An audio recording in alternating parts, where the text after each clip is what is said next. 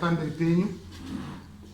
Nyaya ndeyekudanana nekutora mukadzi wangu uye kugara mose mumusha wangu.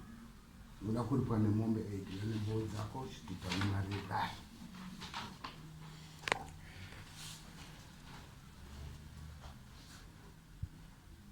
Aradinzwe Rode. Ya uyu jopera uyu wakatora mudzimai wangu ere ndakabereka naye wana 6 chigadi semaraini. Saka ini ndakazosvika kuti baba namai anga ari kuti ini ndakupauka ndakugara kwahonde ndichida kumboti mangu maganana, asi panosara mukomana kana baba ndiye akanga ati kana ini ndazonge ndisipo ndiye unozosara ari pamupasiteri. Saka mukomana wakasara aripo awa atora mukadzi wangu jopera. Nyaya yakaenda ndakaendesa kuchechi, ndiri muposto kwaichwa ndakaendesa nyaya yangu kuchechi. Sangano riri pamanika bhicha pamachi wakati nyaya yako inoda kuti ipere tokupa muvhangeri uenda naye kunotora mukadzi uyu kuti auye azvitaurire pamberi pedare kuti iye haachakudi kana kuti anokuda, kuti isi kuchechi kwedu hatenderi kuendesa mukadzi. Saka ndakapiwa muvhangeri iti pamachi ndikaenda kuchechera ndasvika awa pamba wangu wasipa wangu waenda kugadheni wari 2 nemurume wake. Takatera kugadheni kwaodzi ndikaona varudiriza kugadheni. Inini ndatuma nemuvhangeri ati handisina masuko ekutaura, muvhangeri ndiyo unenge akutaura. Wakadaidza mukadzi akati mbuya tatumwa nedare kuti tiye kuzokutorai kuti muuye kudare mutaure nyaya yenyu ichi chiri kushupa nemurume wenyu. Uyu wakati inini mai yangu nazvangu ini kudare kwenyu handiendi, uyu ndiye wamurume wangu. Muvhangeri akati inini handina kuuya kukutongai, ndauya kutora mazwi enyu chete. Saka taakudzoka, tobva tadzoka tasvikawo kuti tobva tataura nyaya yedu. Ndio zvataura mukadzi uyu ndiye akataura indakandonyara nyaya ibva yapinda muna changamiri. Amiri unoti mukadzi wazvirasha wada imwe imba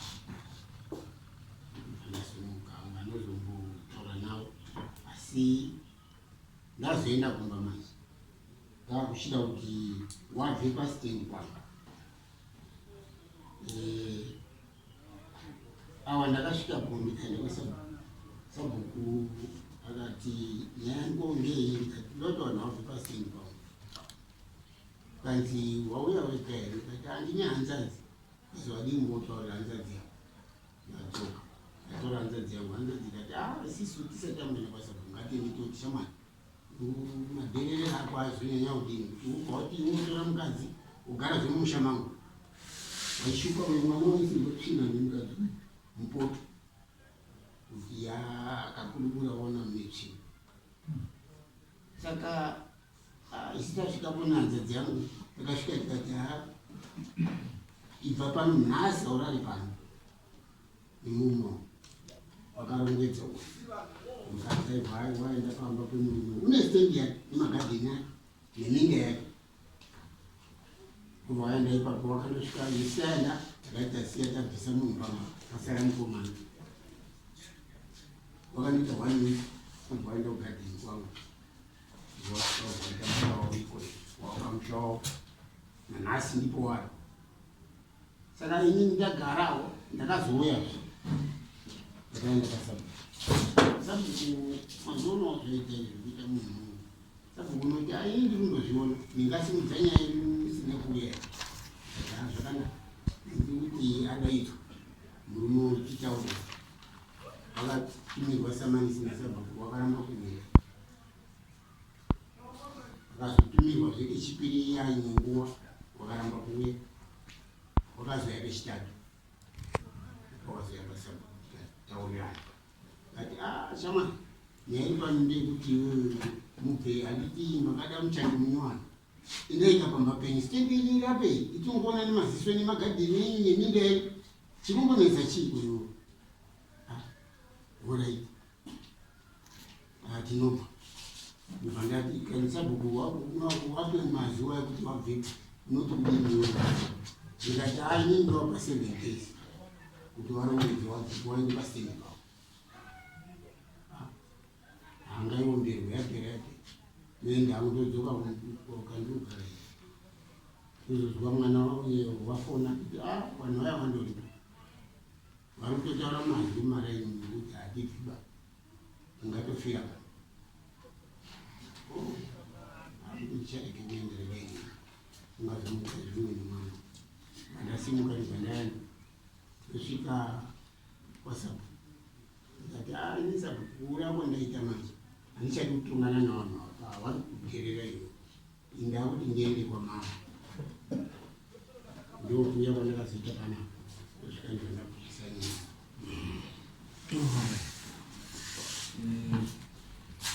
chekutanga dare zvinoda kuti rizive zvinhu 2 kana 3 kana kuti chingava chimwe chekuti mune muchato here naamai avo kana kuti tipo humbo hunopupurira kuti anga ari mukadzi wako.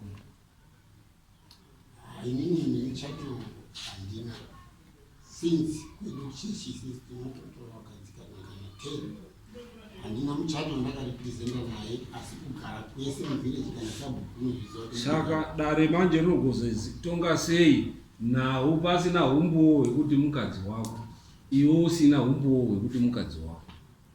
umbowo wangu ndisabhuku sabhuku hausi uchapupu nekuti sabhuku anopa uchapupu hwekuti mukadzi wako neumbowo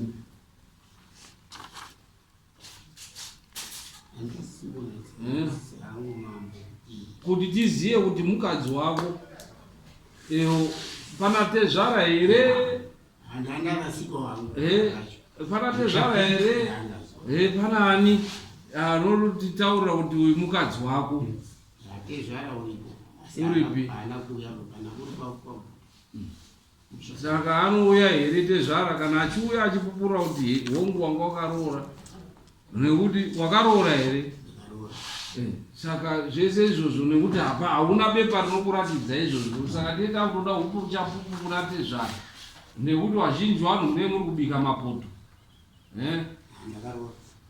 kuti matare tikubatsiridzei iye zvinezvi ndosakani kwakunzi munhu wese aneyo ngaende anodini andopuhwe muchato nekuti muchato yezvezvi madzimambo akuchatisa medhasiti akuchatisa so that munhu unogara uine bepa rekuziva kuti chii kana uchienda kumakosi unoenda kumatare uine bepa rekuti uyu mukadzi wangu uyu handii pasina uchapupu ihwohwo hwekuti tizive kuti mukadzi wako akaroora here wakanga wakaroora here wanga usina kuroora here hapana iye zvezvi hapana tezvara wekuti nekuti sabhuku handifungi kuti sabhuku ndopi wari kutaura sabhuku anditi uyu mwana wezera rako remwana wako nemwana wako nauyu sabhuku vane zera rimwe saka ungazoziye sei kuti wakanga wakaroora kana wanga usina kuroora iwo vari vanhu vezera rimwe umbowo ndo hunodiwa kuti tizive kuti tinge tichifamba nenyaya iyi kuti zveshe wanga ari mukadzi wako here kana maa muchingobika mapoto right. Pamwe mukadzi wacho timbomubvunza kuti anga akaroorwa nekuti uyu atadza kupindura right. Titaurire kuti zvanga zvakamira sei kumagariro amaiita Mamsoro imambo madzishe mapamusoro imambo inini baba vakanga vakandiramba kundipa gupuro ndikasumuka ndikaenda naro kuna baba wangu achiri mupenyu kwagutu ndikasvika baba inini ndaramba ndiine nhumbu yemwana womukomana uyu yako kumashure kwangu ndadaro ndasvika baba vakati mwanangu iwe hauna uroorwa ba handina udya pfuma yako ba murume uyu haana kundiroorera ba, handina chiro chake pano, inini ndiri kurwara. Saka mwana inini vana vako pano ndine mukomana ane 35 years handiri kuchengeta, ane tenderera pfungwa. Saka mukomana iye wakanzi pano haagari, nemhuri yako simuka udini udzokere. Ndikadzoka kumba kwaMutare nevana vangu, mbuya wanga aripo. Mbuya akati mai Irene gara pano ndinokuchengeta. Murume uyu Handibvi. Ndikagara nambuya vachindichengeta, vachitengesa mombe yavo vachiita hwani, vachitenga sipo, vachitenga chese, vachitini chikafu. Mbuya wakandichengeta mpaka mbuya azorwari aisvika pauswa. Mbuya arwara kusvika pauswa, avo baba wandori kune dzavo vari kuti ndiri kurura rudzi rwangu runywana, ndozvavakanditaurira. Ivo handichakudenda kumba kwenyu. Ndobva ndadzoswawo nemhuri yake, ndobva ndauya ndati tononepa. Zvadaro inini ndobva ndadini, ndobva ndagara nambuya. Mbuya wafa. Sekuru hapeno zvaakandofungawo mbuya adini, mbuya afa. Sekuru wakabva anotengesa stendi. Pandandiri kugara pa. Sekuru atengesa stendi wakati inini ndaakutama muroora. Ndobva ndati sekuru ndinoendepini kwaGutu ndadzingwa. Ndoendepi nemhuri yenyu yomuri kuona iyi. Zvikanzi ini handina maitiro godheni ruta ndazikawo nenyika, inini ndini ndingozvikwanisa here. Ndisekuru baba wake wakamubereka. Zvadaro sekuru wabva aenda, sekuru wabva afa. Uriyoyo ndikatenda ndikanobata maoko kwanga ari kugara. Ndobva tadzokana tete, ndobva ndagara paumba. Munhu wakatengeserwa stendi abva auya. Akati mai ndimuri kugara pano. Ndikati ehe ndiri kugara pano. Zvikanzi izvozvi rongedzai zvinhu zvenyu mubve panapa. Stendi ndakatenga. Ndikati aiwa inini kwekuenda nemhuri handina. Murume wakandiramba ndikaendeswa kumusha kwangu ndikadzokeswa ndikauya pano. Zvikanzi ndati stendi ndakatenga. Handina kupikisa pa, ndobva ndati zvakanaka. Ndagara, ndabika sadza nevana, tatorya, tarara, tapinda mumba mekurara. Zvakazondishamisa ndakazoona umba yakupaka. Ini ndirimo, ndobva ndaridza mhere ndichivhura door. Next door ndiyo yakamhanya Chikwinya baba Rumbi. Akauya akakwachura door. Uyu mukomana wake unorwara wa 35 years wanga kutsvira seri kwedoor. Vanhu vakananura vachibudisa panze vachirasa zvimwe zviro vachidini. Village kusvika razara.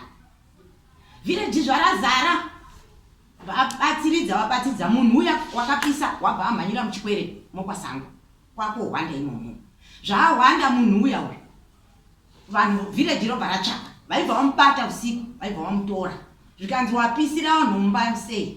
Zvikanzi handini ndapisa. Zvikanzi aiwa iwo wasiye wataura kuti ndiri kupisa umba. Saka umba yazobaka sei? Zvikanzi ndavataurira kuti ngawabvepo handisi kuda stendi yangu ndakatenga, sekuru wakanditengesera stendi. Ini ndibva ndati ndinoendepi nemhuri? Ini ndandochema mhuri yake uyu kuti ndinoendepi nemhuri. Zvari kutaura kuti inini ndakaramba kuenda. Baba vakandiramba kundipa gupuro re50 cents. Ndikaenda naro kuna baba wangu namai wangu akati back. Vana vari kurwara isusu munomu handiri. Stendi hatisi kutombozvitonga munomu. Isi kutonga ichi handiri. Muri kuzvinzwa izvo kuti aroti wakandiramba. Saka imimi nhau yenyu kuti tizive kuti mukadzi wenyu here chienda ipotonete zvara. Vanouya wopupura kuti aiwa mukadzi wenyu here kuti makamuramba mukaenda kuhonde mukabva mandogara kuhonde. Uyu asara achishupika nemhuri yenyu sekutaura kwaari kuita nevana venyu ivo vakomana vacho vese ndimai asara vachishupika nevana venyu kusvika panhasi amazirume imimi musipo muri kuhonde. Mapedza maakudzoka maakuti mutanga kutaura zvinhu. Saka dare renyu tinodhisimisa kusvika mauya neuchapupu unotaura kuti mukadzi wenyu handii. We dismiss. Next.